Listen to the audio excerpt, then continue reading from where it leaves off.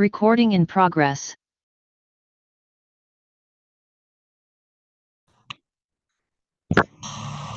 Iya. Baik Bu, izin masuk. Selanjutnya saya ingin bertanya lagi ya Bu untuk mengenai rencana monitoring Bu.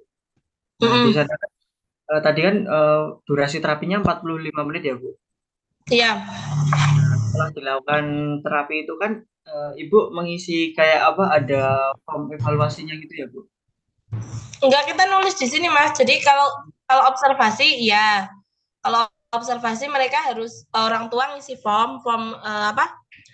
pendaftaran sama formulir pendaftaran itu diisi semua. Nanti setelah itu kita evaluasi ke orang tua perhariannya pakai buku ini. Jadi kita nulis di sini anaknya, maksudnya hari ini apa saja terapi apa saja yang diberikan ke anak, mana yang masih menjadi home program kayak gitu, itu kita evaluasinya pakai buku harian ini. Kalau 3 bulan evaluasi lah, itu evaluasi ini apa, berupa laporan evaluasi PDF gitu, laporan yang kita Ya Bu. ketik. Berarti gitu ya Bu. Sesudah dilakukan terapi, terus Ibu menulis di buku itu, kemudian kayak edukasi ke orang tua gitu ya Bu. Iya, jadi kan kita kan udah ngasih tahu ya sama misalnya ke orang tua waktu pertama observasi kayak, oh Bu ini ininya yang masih kurang, ininya yang masih kurang, misalnya kayak atensinya dia masih jelek Bu, kontrol geraknya masih jelek, keseimbangannya masih jelek, dia juga masih takut sama orang baru, sama lingkungan baru masih jelek, misalnya dari program okupasi terapinya. Terus ini terapi yang saya berikan Bu, ini tujuannya ke arahnya sini sini sini sini sini, sudah dijelaskan. Tadi misalnya tadi hari ini bagus Bu, di dalam sudah mau mengikuti instruksi yang diberikan sama terapis. Terus kemudian kalau dikasih misalnya mainan atau objek benda, dia sudah mulai mau menatap, kayak gitu kan. Nanti dikasih tahu, diedukasi juga kayak orang tuanya. Terus kayak misalnya, oh ternyata dia ini Bu, kalau di perosotan dia masih agak takut, masih kewaspadaannya masih tinggi. Nanti di rumah mungkin bisa ya Bu diajak main-main ke taman yang ada perosotannya kayak gitu, biar buat home programnya atau misalnya apa kayak gitu, misalnya kayak oh ternyata dia itu masih jijian Bu, masih risian, coba di rumah dilatih sensori taktil, kayak suruh bermain ini, nanti dijelaskan sama terapisnya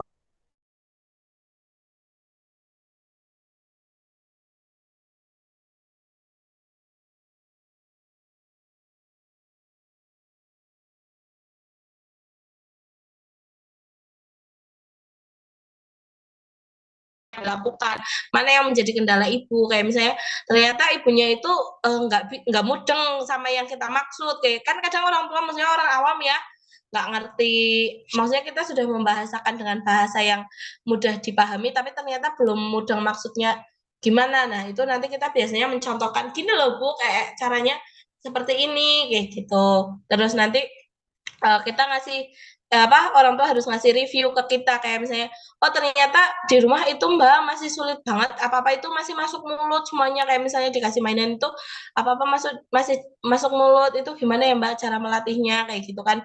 Nah nanti biasanya kita ngasih edukasi lagi, gini ya Bu caranya latihannya di rumah begini begini begini kayak gitu. Jadi orang tua sama kita itu harus bekerja sama biar prognosis anak itu bagus gitu. Itu juga apa ya, kalau orang tua kerjasamanya bagus, insya Allah maksudnya ke anaknya juga progresnya jadi bagus. Tapi kalau orang tua yang kayak cuma ya wes lah asal anaknya terapi wes kayak gitu ya, pasti kita juga kan tahu kayak ih ternyata loh kok sih ngoceh-ngoceh ABC apa di rumah masih suka nonton TV apa nonton YouTube ya Bu. Iya Mbak ternyata susah banget menghilangkan YouTube lah. Itu kan kita perlu kerja sama antara terapis dan orang tua, supaya orang tua juga harus disadarkan bahwasannya maksudnya bukan mereka salah, tapi ini tuh kurang tepat, belum boleh diberikan karena sedang melakukan proses terapi ya. Kalau bisa eh, bareng-bareng ayo menunjang keberhasilan terapinya kayak gitu. Jangan jangan apa-apa bilang susah dulu, misalnya kayak suruh stop TV, stop HP,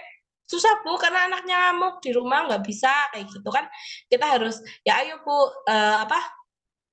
10 kunci kegagalan salah satunya kan tidak tega lah, kalau ibu anaknya diterapi di sini tapi nggak mau ngikutin aturan di sini ya kan sama aja kayak gitu. Kita harus ngasih edukasi yang kayak gitu sih Mas, maksudnya mendorong orang tua untuk memotivasi orang tua biar oh ini kondisi anaknya tuh kayak seperti ini loh, kalau kita mau santai-santai ya nggak bakalan kekejar cepet kayak gitu. Kalau pengen cepet ya ayo kita harus kerjasama bareng-bareng gitu.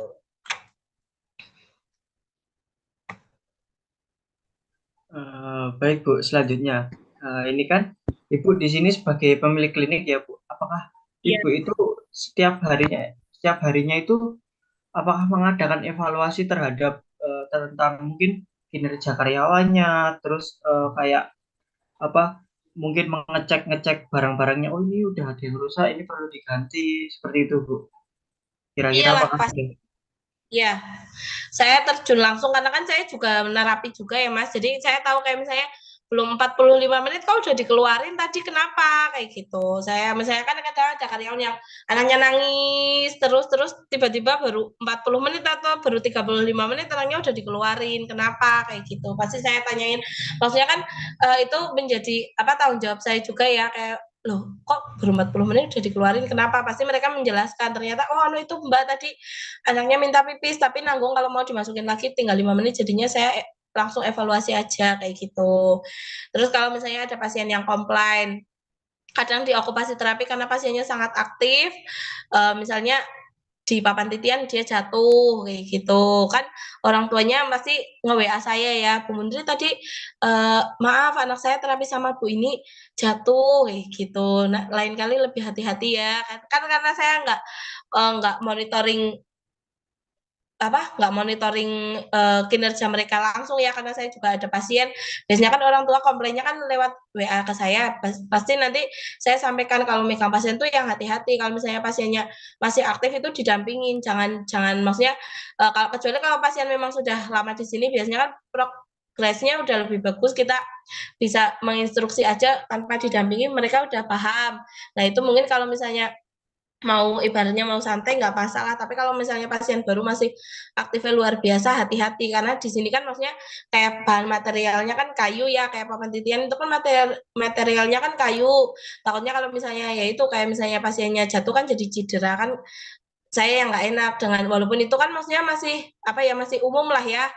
Namanya anak aktif belum baru pertama terapi belum ada misalnya kayak fokusnya dia masih jelek jadinya misalnya dia jatuh itu kan masih kategori yang umum, tapi kan kayak apa, saya harus ngasih tahu ke karyawan, itu harus hati-hati jangan sampai terulang lagi, kayak gitu. Atau misalnya, apa namanya, mainan hilang, kayak gitu, saya pasti cek, "Lah ini puzzle-nya kemana?" "Itu Bu, dibuang di sana." "Oh ya udah berarti nanti hari Minggu, bisa diambil," kayak gitu. Misalnya dibuang di dekat perosotan, kayak gitu kan karena perosotannya nggak terlalu mepet banget sama tembok, ada celahnya kadang pasien naik, malah dimasukinnya ke situ, kayak gitu. Jadi banyak yang hilang atau apa, atau misalnya, kalau saya kan misalnya habis nerapi pakai puzzle, ya udah puzzle-nya dikembaliin dulu, nanti baru ambil apa lagi, buat nerapi, nanti kalau sudah selesai dikembalikan. Misalnya masukin koin, kalau udah selesai ya dikembalikan lagi ke tempatnya. Tapi karena, apa, maksudnya pribadi orang kan beda-beda ya, Mas, ada yang tipenya kayak gitu, ada yang misalnya mainannya dipakai dulu, nanti kalau pasiennya udah keluar baru nanti diberesin, kayak gitu. Saya biasanya kalau itu sih sering saya tegur, maksudnya kayak kerapian itu menjadi salah satu, daya tarik. Masa orang tua datang ke ruangan OT, "Loh, ruangannya berantakan." Teman, maksudnya berantakan sekali, jadinya kan kayak, yakin nggak ya tempat terapinya ya harus bersih, harus rapi, kayak gitu. Gitu sih. Biasanya kalau udah selesai mainan dirapikan. Kadang ada mainan yang hilang kayak misalnya bor-boran, "Loh bornya kemana?" Ternyata dibawa sama anak. Itu pun puzzle di ruangan OT angka 1 sampai 7 hilang. Padahal puzzle loh, sekelas puzzle itu besar, masa kalian nggak lihat siapa yang ngambil misalnya kayak gitu. "Iya Mbak, nggak lihat siapa yang ambil." Berarti besok kalian harus berhati-hati kalau misalnya udah keluar pasiennya, udah selesai atau pas jam istirahat, dikunci. Kadang kan kita jam istirahat jam 12 sampai dengan jam 1. Istirahat kan di rumah belakang ya, kita makan bareng-bareng. Kadang pasien yang, terapi jam 1.15 karena mungkin orang tuanya belum ngerti ya, maksudnya dikiranya, boleh masuk sebelum jam terapi ya kadang kan pasien datangnya jam 12:30 daripada anaknya nunggu lari-larian di depan, kadang dimasukin di ruang terapi. Nah itu di ruang terapi mereka ngacak-ngacak mainan kayak gitu. Nah, sejak maksudnya ada kejadian itu berarti kalau pas jam terapi itu ruangan okupasi terapi, ruangan terapi bicara semuanya dikunci. Jadi mereka boleh masuk ketika jam terapi kayak gitu. Gitu Mas Ivan. Ya, Bu, terima kasih. Untuk selanjutnya, mohon maaf saya bertanya tentang biaya operasional ya, Bu. Untuk kan di klinik itu pasti juga membutuhkan listrik juga ya, Bu. Listrik, kemudian air, kemudian mungkin Mm-mm. ada wifi dan iuran sampah, Bu. Mungkin bisa dijelaskan 1 bulan itu kisaran berapa ya, Bu? Kalau untuk dari gaji karyawan ya Mas, dari gaji karyawan itu kan karena ada 4 terapis ya, 2 okupasi terapi sama 2 terapi wicara. Anggaplah satu terapis itu dapatnya 3.400.000. Biasanya saya kalau dia lebih dari target ya, maksudnya lebih dari 200 pasien dalam 1 bulan, itu biasanya tak tambahin bonusnya. Maksudnya karena kan pendapatannya udah banyak, jadi sekitar 3,5. Berarti untuk gaji karyawan kan sekitar 14 juta. Terus ditambah biaya admin itu 1,2 adminnya. Terus untuk biaya promosi, kita biasanya promosinya sih nggak sering ya, karena kan udah banyak yang tahu. Terus ini juga klinik satu-satunya, jadi promosinya paling 3 bulan sekali itu sekitar 200.000 di Banjarnegara Terkini di Instagram. Untuk wifi-nya sekitar 300.000 untuk wifi. Untuk air dan listrik sebulan itu 200.000. Karena kan kita aslinya cuma satu, lainnya di ruangan kayak ini ruangan admin pakainya kipas, ruangan TW pakainya kipas. Terus setiap bulan itu beli mainan biar maksudnya mainannya update terus ya. Kadang kan anak mainannya puzzle itu terus bosan kayak gitulah ya. Atau misalnya mainan yang baru ada yang, "Mbak beli ini dong, beli ini," kita pasti beli itu setiap 1 bulan sekali bergantian. Jadi kayak misalnya bulan ini terapi wicara butuhnya apa, kita belikan untuk terapi wicara dengan budget itu 1 juta. Nanti bulan depan okupasi terapi minta apa, budgetnya 1 juta. Kayak misalnya kayak bola bosu itu kan mahal sekitar 450.000. Kemarin juga ada yang minta IR kayak gitu ya, itu tak kasih kayak gitu. Sekitar 1 jutaan lah Mas untuk ini biaya operasional buat biaya penambahan kayak media terapi kayak gitu, kayak misalnya kartu di TW disobek, ya udah kartunya dilaminating kayak gitu. Atau misalnya kayak untuk beli pulpen, terus buku ini kan satunya kita karena nyetak sendiri ya, jadi murah, satunya 3.000, kita sekali nyetak kan 100 pieces ya, jadi 300.000. Ini pun kalau kayak misalnya pasien ini kan karena isinya cuma 20 lembar sekitar 20 lembar, ini kan berarti untuk 40 kunjungan ya, bolak-balik kan 40 kunjungan. 40 kunjungan itu misalnya ini kan paling sekitar 1 bulanan mereka udah ganti lagi kayak gitu kan. Terus masker karena misalnya terapisnya lagi batuk pilek atau pasiennya lagi batuk pilek, kita sediain masker, tisu itu kita menyediakan. Jadi setiap ruangan itu tisu sendiri-sendiri, dan kalau udah habis ya maksudnya ngambil, kita biasanya beli kartonan, 1 karton itu kan 360.000. Aqua, jadi pasien datang ke sini itu di depan disediain aqua kecil kayak gini, ini kan 1 dusnya 15.000, kita biasanya itu 1 minggu itu 3 dus, 50.000 berarti ya. Terus lembar observasi sama pendaftaran biasanya kan karena kita nge-print sendiri, itu sebulan sekitar 100.000-an lah untuk itu fotokopi, print-printan dan lain-lain. Untuk alat penunjang lainnya kayak misalnya pulpen dan lain-lain itu sering banget hilang di sini, nggak tahu hilangnya kemana. Jadi sering banget beli pulpen satu box setiap minggu gitu Mas. Kalau untuk makan, karena mereka kan makan di sini semuanya, semua karyawan makan siangnya di sini, itu sekitar kalau kita beli sayurnya kisaran 50.000 lah ya, sekitar 30 sampai 50.000, karena di sini masih semuanya murah lah. Terus untuk nasinya kita bikin sendiri, cuma beli lauknya aja di pasar yang udah matang gitu. Mungkin untuk makannya sekitar 1,5 ya pengeluaran untuk makan, karena airnya kita air sumur, jadi kan nggak ada PDAM. Paling untuk itu plastik buat buang sampah kan, karena itu pasti kita membutuhkan plastik. Sama ini penyemprot ruangan kan, tiap pagi pasti ruangannya semprot maksudnya biar wangi. Gitu aja sih Mas paling.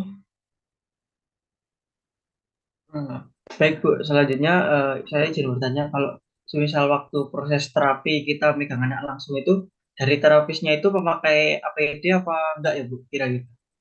Kayak ini pakai seragam. Jadi kita ada seragam klinik, seragamnya kaos biasa kayak gini sih, cuma ada namanya di bawah sini ada namanya sendiri-sendiri. Misalnya kayak saya Mundri terapis bicara kayak gitu.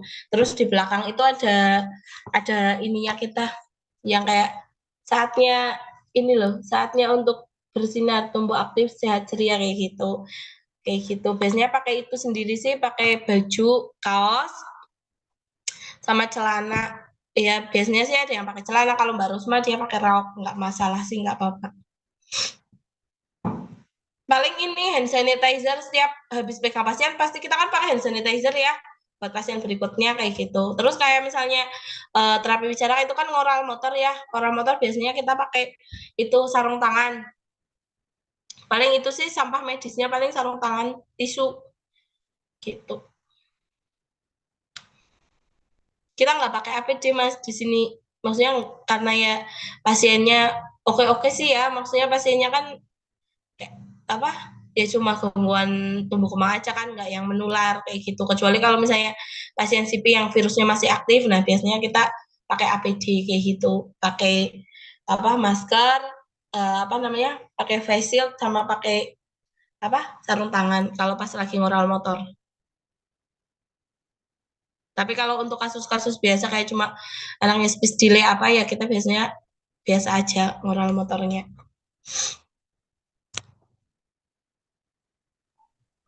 Baik Bu, mungkin pertanyaan dari saya cukup.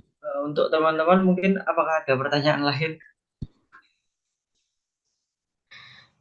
Dari saya juga cukup, Bu. Oh iya, nanti kalau misalnya ada yang mau ditanyain, WA aja ya Mbak ya, atau Mas nanti saya ini apa? Saya jawab gitu.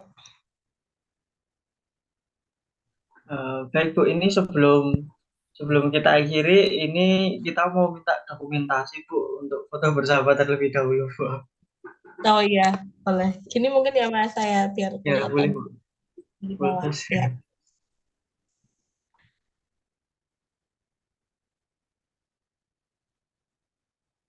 Sudah Bu, jadi Ya. ya mungkin sudah cukup ya Bu, wawancaranya sudah kita lakukan dan mungkin saya mewakili teman-teman mengucapkan banyak terima kasih terhadap Ibu Mundri.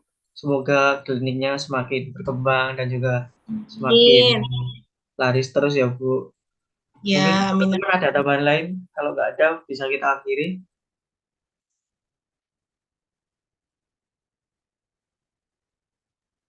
Sudah Oh, mungkin.